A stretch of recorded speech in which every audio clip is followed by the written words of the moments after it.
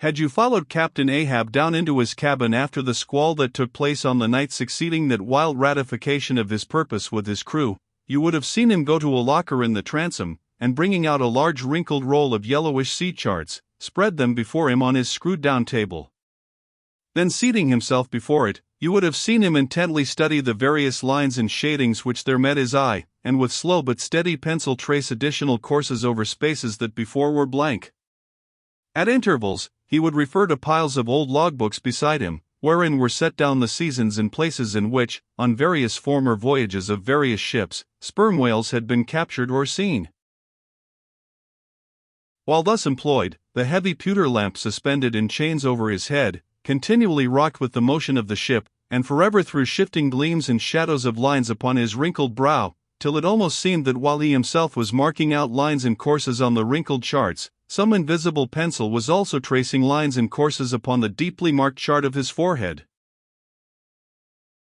But it was not this night in particular that, in the solitude of his cabin, Ahab thus pondered over his charts. Almost every night they were brought out, almost every night some pencil marks were effaced, and others were substituted. For with the charts of all four oceans before him, Ahab was threading a maze of currents and eddies, with a view to the more certain accomplishment of that monomaniac thought of his soul. Now, to anyone not fully acquainted with the ways of the Leviathans, it might seem an absurdly hopeless task thus to seek out one solitary creature in the unhooked oceans of this planet. But not so did it seem to Ahab, who knew the sets of all tides and currents, and thereby calculating the driftings of the sperm whale's food, and, also, calling to mind the regular, ascertained seasons for hunting him in particular latitudes, could arrive at reasonable surmises, almost approaching to certainties, concerning the timeliest day to be upon this or that ground in search of his prey. So assured, indeed, is the fact concerning the periodicalness of the sperm whale's resorting to given waters, that many hunters believe that, could he be closely observed and studied throughout the world, were the logs for one voyage of the entire whale fleet carefully collated, then the migrations of the sperm whale would be found to correspond in invariability to those of the herring shoals or the flights of swallows. On this hint, attempts have been made to construct elaborate migratory charts of the sperm whale, ****. Since the above was written, the statement is happily borne out by an official circular, issued by Lieutenant Maury, of the National Observatory, Washington, April 16, 1851. By that circular, it appears that precisely such a chart is in course of completion, and portions of it are presented in the circular. This chart divides the ocean into districts of 5 degrees of latitude by 5 degrees of longitude, perpendicularly through each of which districts are 12 columns for the 12 months, and horizontally through each of which districts are 3 lines, one to show the number of days that have been spent in each month in every district, and the 2 others to show the number of days in which whales, sperm or right, have been seen. Besides, when making a passage from one feeding ground to another, the sperm whales, guided by some infallible instinct, say, rather, secret intelligence from the deity, mostly swim in veins, as they are called, continuing their way along a given ocean line with such undeviating exactitude, that no ship ever sailed her course, by any chart, with 1/10 of such marvelous precision.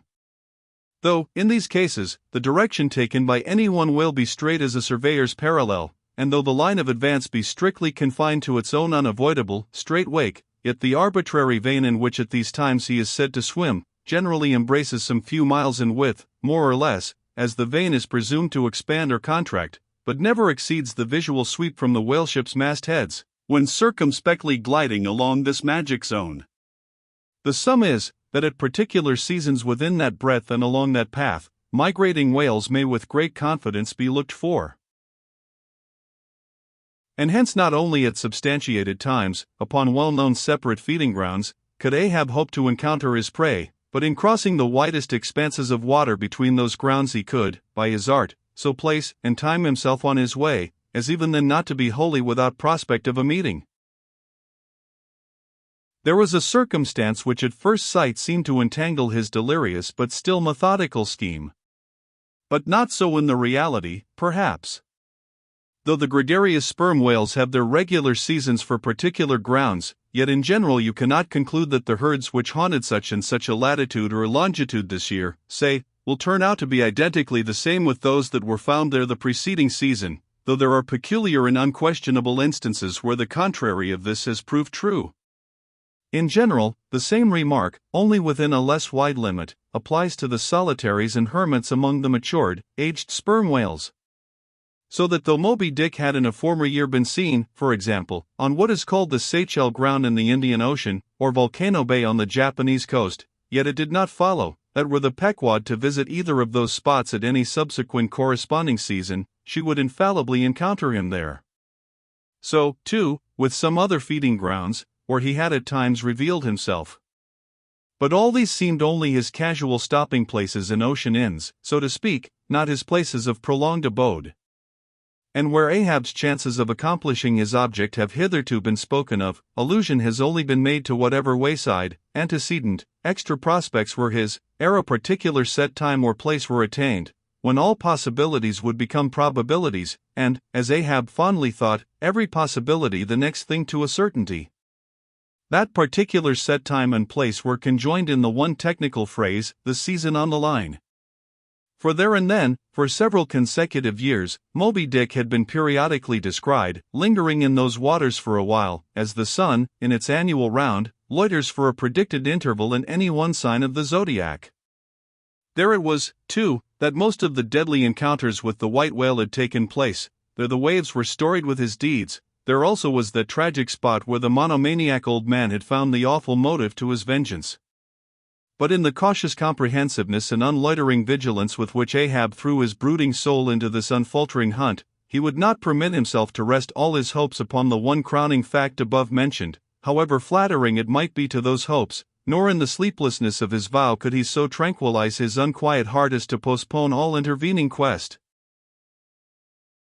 Now, the Pequod had sailed from Nantucket at the very beginning of the season on the line. No possible endeavor then could enable her commander to make the great passage southwards, double Cape Horn, and then running down 60 degrees of latitude arrive in the equatorial Pacific in time to cruise there. Therefore, he must wait for the next ensuing season. Yet the premature hour of the Pequod's sailing had, perhaps, been correctly selected by Ahab, with a view to this very complexion of things.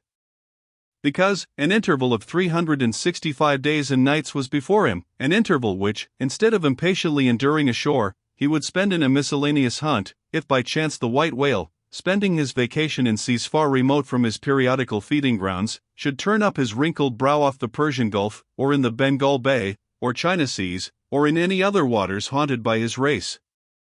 So that monsoons, pampas, nor'westers, harmattans, trades, any wind but the levanter and simoon, might blow Moby Dick into the devious zigzag world circle of the Pequod's circumnavigating wake.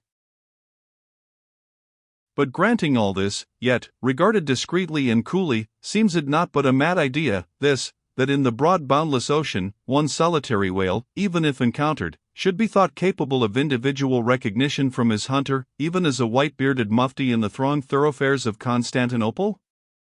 Yes. For the peculiar snow-white brow of Moby Dick, and his snow-white hump, could not but be unmistakable. And have I not tallied the whale, Ahab would mutter to himself, as after poring over his charts till long after midnight he would throw himself back in reveries, tallied him, and shall he escape? His broad fins are bored, and scalloped out like a lost sheep's ear. And here, his mad mind would run on in a breathless race, till a weariness and faintness of pondering came over him, and in the open air of the deck he would seek to recover his strength. Ah, God! What trances of torments does that man endure who is consumed with one unachieved revengeful desire? He sleeps with clenched hands, and wakes with his own bloody nails in his palms. Often, when forced from his hammock by exhausting and intolerably vivid dreams of the night, which, resuming his own intense thoughts through the day, carried them on amid a clashing of frenzies, and whirled them round and round and round in his blazing brain, till the very throbbing of his life-spot became insufferable anguish, and when, as was sometimes the case, these spiritual throes in him heaved his being up from its base, and a chasm seemed opening in him, from which forked flames and lightning shot up, and accursed fiends beckoned him to leap down among them. When this Helen himself yawned beneath him, a wild cry would be heard through the ship, and with glaring eyes Ahab would burst from his stateroom, as though escaping from a bed that was on fire. Yet these, perhaps, instead of being the unsuppressible symptoms of some latent weakness, or fright at his own resolve, were but the plainest tokens of its intensity. For, at such times, crazy Ahab, the scheming, unappeasably steadfast hunter of the white whale, this Ahab that had gone to his hammock, was not the agent that so caused him to burst from it in horror again. The latter was the eternal, living principle or soul in him, and in sleep, being for the time dissociated from the characterizing mind, which at other times employed it for its outer vehicle or agent, it spontaneously sought escape from the scorching contiguity of the frantic thing, of which, for the time, it was no longer an integral. But as the mind does not exist unless leagued with the soul, therefore it must have been that, in Ahab's case, yielding up all his thoughts and fancies to his one supreme purpose, that purpose, by its own sheer inveteracy of will, forced itself against gods and devils into a kind of self-assumed, independent being of its own. Nay, could grimly live and burn, while the common vitality to which it was conjoined, fled horror-stricken from the unbidden and unfathered birth.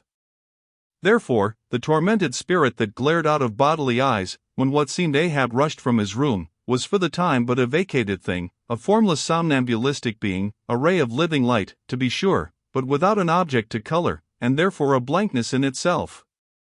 God help thee, old man, thy thoughts have created a creature in thee, and he whose intense thinking thus makes him a Prometheus, a vulture feeds upon that heart forever, that vulture the very creature he creates.